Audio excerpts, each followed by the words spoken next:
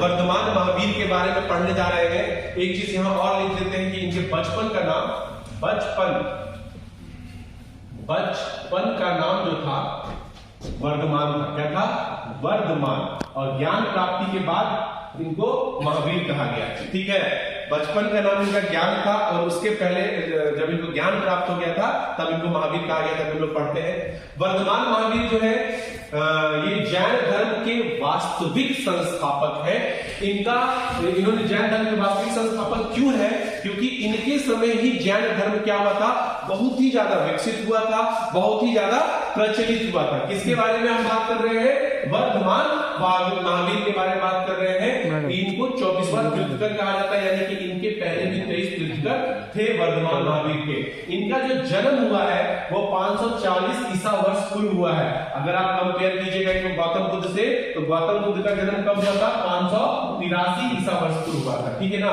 तो आप देख सकते हैं कि गौतम बुद्ध के जन्म के बाद इनका जन्म हुआ है, तो इनका जन्म 540 ईसा वर्ष पूर्व है। इनका जन्म स्थल क्या है? कुंडग्राम, वैशाली के पास कुंडग्राम है, वहां पे इनका जन्म स्थल है। इनके पिताजी का नाम क्या था? इनके पिताजी का नाम सिद्धार्थ है। ये वज्जी संत, आपके वैशाली में वज्जी संत था, उसी के ज्ञात्रिक क्षत्रिय के क्या थे? ये प्रधान थे। इनके बचपन का नाम क्या था? वर्धमान था। और ज्ञान प्राप्ति के बाद इनको क्या कहा गया? महावीर। इसलिए इनका पूरा नाम आज के समय क्या कहा जाता है? वर्धमान महावीर। अगर हम बात करते हैं इनकी माता का, तो इनकी माता का नाम है त्रिशला। त्रिशला जो है ये लिच्छवी शासक चेटक की बहन चेटक की बहन है, चेटक की बहन है। चेटक वहां के शासक थे। चेलन्ना और त्रिशला दोनों बहन थी। तो ये जो चेटक की बहन चेलन्ना थी, उन्हीं से आपके बिंबिसार का शादी हुआ था। अगर आपको याद होगा, हमने कौन सा वंश पढ़ाया था आप लोग को? हर्यक वंश में। तो उन्हीं की आपकी बहन है त्रिशला। इनकी पत्नी का नाम क्या है? यशोदा है। क्या है? यशोदा। इनकी पुत्री का नाम क्या है? प्रियदर्शना। क्या नाम है इनकी पुत्री का नाम? प्रियदर्शना। और उपनाम में अड़ोजा भी कहा जाता है। क्या कहा जाता है? अड़ोजा। इन्होंने अपना गृह त्याग कब कर दिया था? तो इन्होंने गृह त्याग 30 वर्ष की आयु में किया था। अपने बड़े भाई नंदीवर्धन के आशीर्वाद से घर को त्याग देते हैं। और इनको जो ज्ञान प्राप्ति होती है 12 वर्ष बाद होती है घर त्यागने के, यानी कि 30 में 12 जोड़ दीजिए 42। तो 42 वर्ष की उम्र में 12 वर्ष पश्चात जृंबिका ग्राम जो है आपका, ये आज के समय झारखंड में है। जृंबिका ग्राम जो है झारखंड में है। कौन से नदी के तट पे हुआ था? तो रिजुपालिका नदी। ये रिजुपालिका नदी के तट पर हुआ था जृंबिका ग्राम में। और कौन से वृक्ष के नीचे हुआ था? तो साल वृक्ष के नीचे हुआ था। याद रखिएगा, साल वृक्ष के नीचे हुआ था।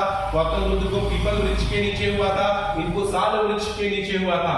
अगर हम बात कर रहे हैं इनके प्रथम शिष्य कौन थे, तो इनके प्रथम शिष्य कह लीजिए, बड़ा मनोरंजन है, प्रथम शिष्य कह लीजिए, भांजा कह लीजिए, प्रथम विरोधी कह लीजिए, इनका दामाद कह लीजिए। 4 चीज, प्रथम शिष्य, प्रथम विरोधी, दामाद, भांजा, चारों ही एक व्यक्ति था जिसका नाम था जमाली। क्या नाम था? जमाली। तो प्रथम शिष्य, प्रथम विरोधी, दामाद, भांजा, सब कौन था? जमाली था। इनके एक और शिष्य थे जो आजीवक संप्रदाय के संस्थापक थे, जिनका नाम था मोखली पुत्र गोशाल। तो इनके शिष्य मोखली पुत्र गोशाल भी थे, जिन्होंने एक नया धर्म चलाया था, आजीवक संप्रदाय धर्म। ठीक, इनकी प्रथम शिष्या कौन थी? तो इनकी शिष्या चंदना थी। कौन थी? चंदना थी। और इनका द्वितीय विरोधी कौन था? तो प्रथम विरोधी तो इनका खुद का दमान था, और द्वितीय विरोधी कौन था? तिशस गुप्त था। इनके प्रथम उपदेश कहां हुए हैं? तो राजगृह में विपुलांचल पहाड़ी पर हुआ है। ठीक है, इनको निर्वाण स्थल कहां है? इनका निर्वाण स्थल कहां हुआ था? पावापुरी में हुआ है। पावापुरी नालंदा के पास है। दीपावली के दिन हुआ था। और प्रत्येक वर्ष 9 अप्रैल को महात्मा महावीर जयंती मनाया जाता है। और आपको सबसे इंपॉर्टेंट बात ये बताने जा रहे हैं कि इनके जो जैन धर्म को अगर अपनाना है तो इन लोगों के 5 मार्ग है, 5 दर्शन है। आप उस 5 चीज को कर लीजिएगा तो जैन धर्म को आप अपना सकते हैं। जिसमें 4 जो था, इसमें अहिंसा, दूसरा सत्य, तीसरा अस्तेय और चौथा अपरिग्रह। ये तो पार्श्वनाथ ने दिया था, ये 4 पार्श्वनाथ ने दिया था ये 4 संकल्प। लेकिन इसमें 5वां संकल्प जोड़ दिया था किसने? महावीर ने, जिसका नाम क्या है? ब्रह्मचार्य। ठीक है। तो ब्रह्मचार्य बनने का ज्ञान किसने दिया था? महावीर ने दिया था।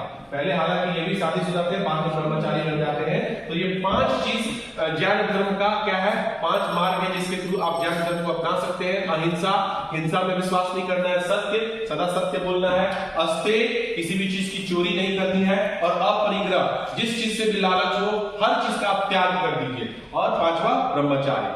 ठीक है, ये इनका क्या है, आपका 5 दर्शन है। Thank you. इतना कुछ पढ़ने के बाद, वर्धमान महावीर या जैन धर्म में पढ़ने के बाद, अब हम लोग थोड़ा सा लास्ट का पार्ट 2-3 चीज बचा हुआ उसको कर लेते हैं कि कितने जैन सम्मेलन हुए हैं और उसमें क्या परिणाम हुए हैं। बहुत ही इंपॉर्टेंट, एग्जाम में बहुत ही बात पूछा गया है। चलिए इसके बारे में पढ़ते हैं। प्रथम जैन सम्मेलन कहाँ हुआ था? पाटलिपुत्रा में हुआ था। प्रथम जैन सम्मेलन कहाँ हुआ है? पाटलिपुत्रा में हुआ है। कब हुआ है? 300 ईसा वर्ष पूर्व हुआ है। इसकी अध्यक्षता किसने की है? स्थूलभद्र ने की है। और जैन धर्म का इसमें परिणाम क्या हुआ है प्रथम बौद्ध संगति जैन सम्मेलन में, कि ये लोग 2 संप्रदाय में टूट गए, श्वेतांबर और दिगंबर। सुनिए, हुआ एक ऐसा था कि मगध क्षेत्र में अचानक अकाल पड़ गया था, एक अकाल पड़ गया था।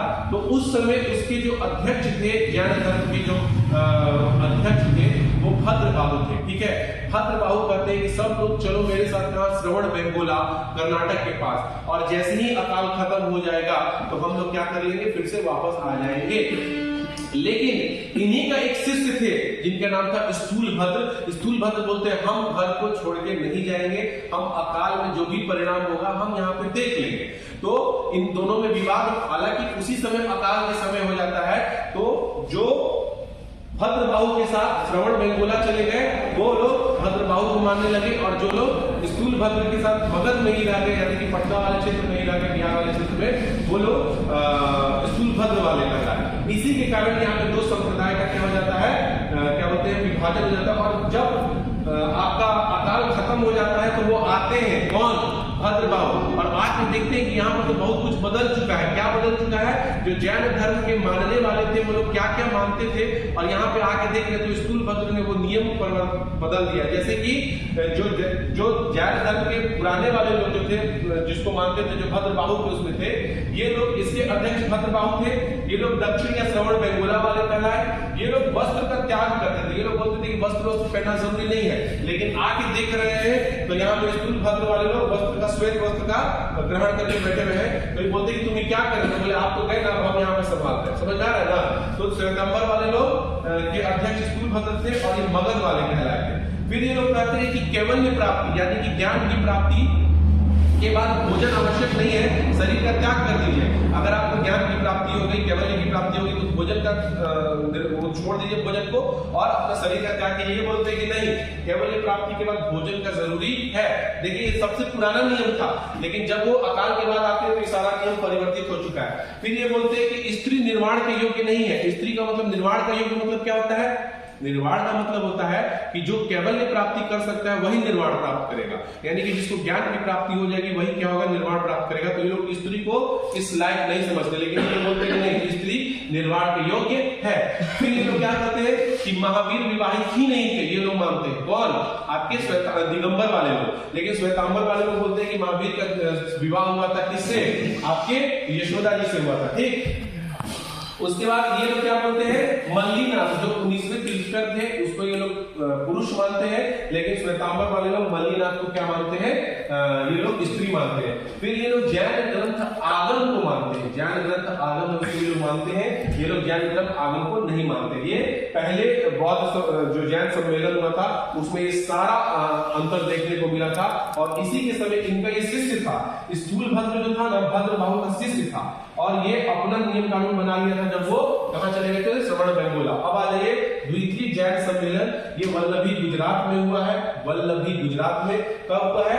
516 ईस्वी में हुआ है। इसकी अध्यक्षता किसने की है? देवर्ती गण ने। और इसमें परिणाम क्या, तो जितने भी जैन ग्रंथ इधर उधर सब छिटपुट बिखरे हुए थे, उसको सबको संकलित किया गया और उसको क्रमानुसार लिखा गया। तो ये इसमें द्वितीय जैन संगति सम्मेलन में हुआ था। आज यहाँ पे आपको पूरी तरीके से क्या खत्म होता है, जैन धर्म खत्म होता है।